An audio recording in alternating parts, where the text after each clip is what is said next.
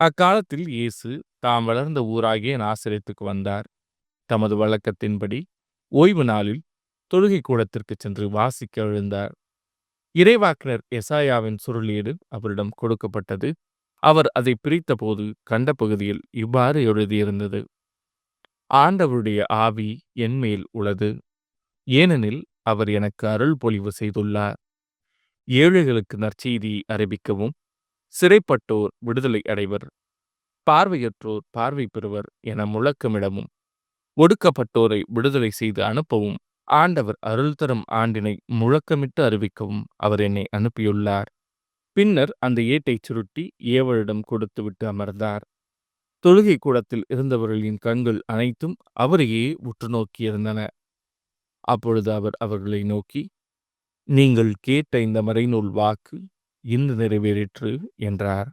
அவர் வாயிலிருந்து வந்த அருள்மொழிகளை கேட்டு வியப்புற்று, இவர் யோசேப்பின் மகன் அல்லவா என கூறி எல்லாரும் அவரை பாராட்டினர்.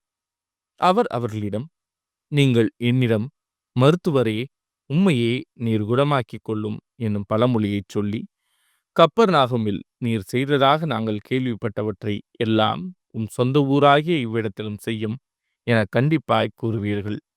ஆனால் நான் உறுதியாக உங்களுக்கு சொல்கிறேன், இறைவாக்கினர் எவரும் தம் சொந்த ஊரில் ஏற்றுக்கொள்ளப்படுவதில்லை.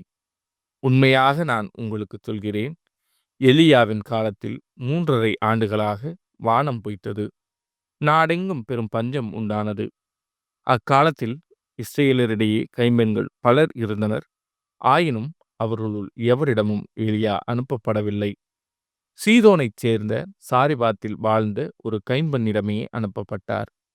மேலும் இறைவாக்கினர் எலிசாவின் காலத்தில் இஸ்ரேலரிடையே தொழுநோயாளர்கள் பலர் இருந்தனர்.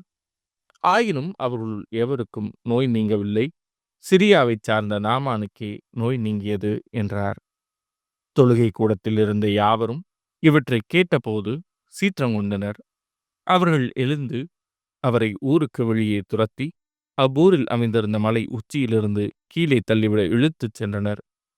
அவர் அவர்கள் நடுவே நடந்து சென்று அங்கிருந்து போய்விட்டார். இது ஆண்டவரின் அருள்வாக்கு. கிறிஸ்துவே உமக்கு புகழ்.